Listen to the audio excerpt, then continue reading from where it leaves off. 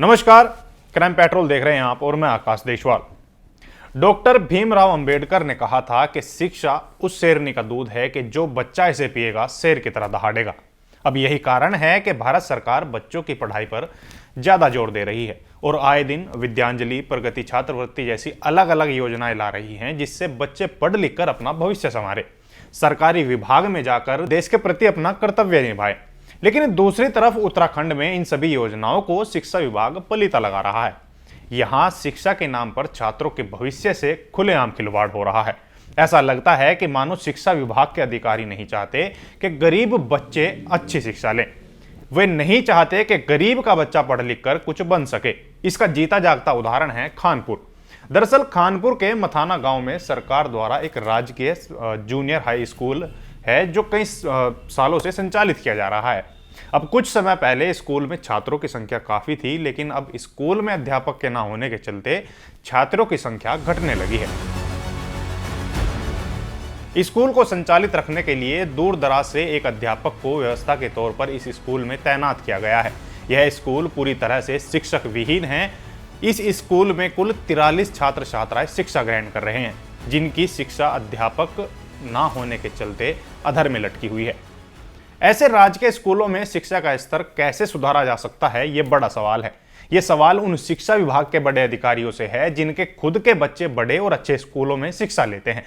उनसे उन गरीब परिजनों का सवाल है कि क्या खुद के बच्चे पढ़ाने के लिए शिक्षा विभाग में अधिकारी बने थे।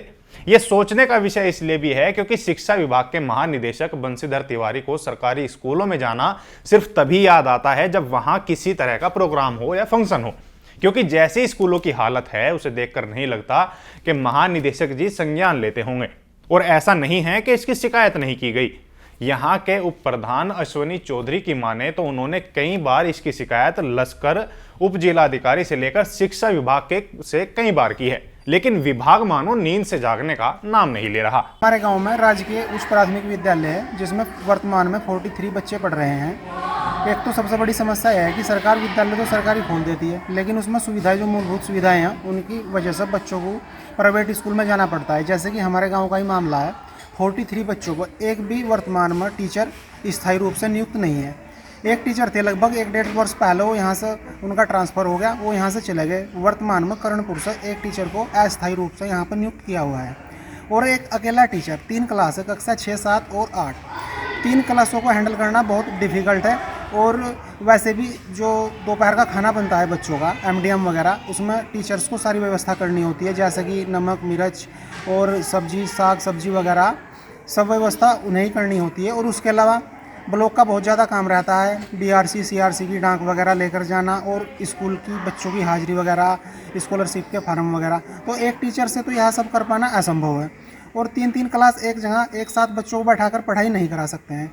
तो हमारी तो मेन समस्या यही है कि हमारे गाँव में 3 टीचरों की कम से कम नियुक्ति हो, ताकि यहाँ पर जो बच्चे हैं उन्हें अच्छे से शिक्षा मिल सके। इसके संबंध में हमने SDM साहब को भी तहसील दिवस में कई बार अवगत कराया है। और हमारी जो खंड शिक्षा अधिकारी हैं दीप्ति यादव जी, उनके भी ये मामला संज्ञान में है। और इसके संबंध में हमने जो के गुप्ता जी हैं, जिला मुख्य शिक्षा अधिकारी, उनसे भी इस बारे में वार्ता हुई थी। तो उन्होंने कहा था कि शीघ्र आपकी समस्या का समाधान कर दिया जाएगा, लेकिन काफ़ी टाइम हो गया है, अभी तक किसी समस्या का कोई समाधान नहीं हो पाया है। वहीं स्कूल में व्यवस्था देख रहे सहायक अध्यापक का कहना है कि कक्षा 6, 7, 8 3 कक्षाओं को एक साथ पढ़ाना बहुत मुश्किल का काम है। समस्याएं बहुत हैं लेकिन शिक्षक नहीं हैं।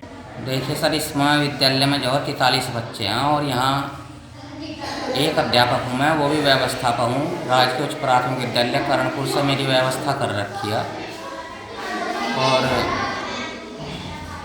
यहाँ जो एक अध्यापक 3 क्लासों को कवर कर रहा है और 3 क्लासों के बच्चे हैं तो एक क्लास के 6 सब्जेक्ट हैं, तो 6 सब्जेक्ट और 3 क्लासों के 18 सब्जेक्ट हो गए। इस तरह से उन्हें पढ़ाने में तो दिक्कत आनी ही है। जो थोड़ा बहुत कर पा रहा हूँ, एक दो सब्जेक्ट किसी क्लास का, 1-2 किसी का, इसी तरह से कवर कर रहा हूँ। बाकी एक तरह से खाना पूर्ति है, जो जिस तरह से पढ़ाई होनी चाहिए वो उस तरह से तो हो नहीं पा रही। हाल ही में शिक्षा परिषद की एक रिपोर्ट भी जारी हुई थी जिसमें प्रदेश के 30 मदरसों में 749 गैर मुस्लिम बच्चे पढ़ रहे थे। अब ऐसी हालत जैसी अब सरकारी स्कूलों की है, उस हिसाब से तो वो परिजन गलत नहीं हैं जो अपने बच्चों को मदरसों में पढ़ा रहे हैं, क्योंकि शिक्षा विभाग तो नींद में है। अब सवाल शिक्षा विभाग से तो है ही, साथ ही उन अध्यापकों से भी है जो अपने फायदे के लिए राजनीति का सहारा लेते हैं और अपनी पोस्टिंग ऐसी जगह कराते हैं जहां उनके हिसाब का माहौल हो। इसका परफेक्ट उदाहरण है उत्तराखंड, जिन्होंने अपनी पोस्टिंग को लेकर उस समय के सीएम त्रिवेंद्र रावत से जनता दरबार में सवाल किया था, लेकिन उनकी समस्या को दूर करने से अलग उन्हें वहां से धक्के मारकर बाहर निकाल दिया गया।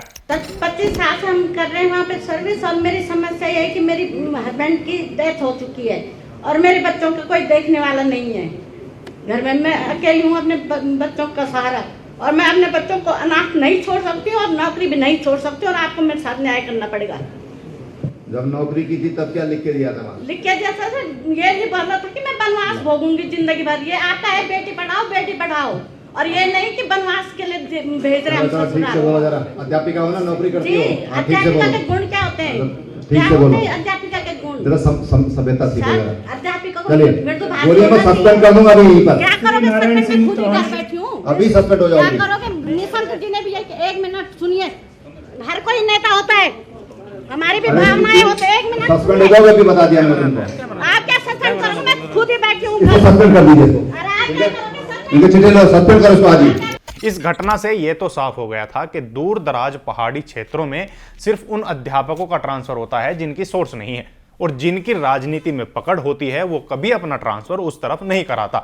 अब ऐसे अध्यापकों को फर्क नहीं पड़ता कि दूर दराज पहाड़ों के स्कूलों में अध्यापक है या नहीं। उन अध्यापकों को गरीब बच्चों की पढ़ाई लिखाई से कोई मतलब नहीं होता। उनका सीधा सा मतलब है कि अपनी नौकरी पक्की, अपने बच्चों की शिक्षा पक्की, और बस काम खत्म। अब ये तो आने वाला वक्त बताएगा कि उत्तराखंड के पहाड़ों में रह रहे बच्चों के भविष्य का कौन रखवाला है, उनके भविष्य को कौन संवारेगा।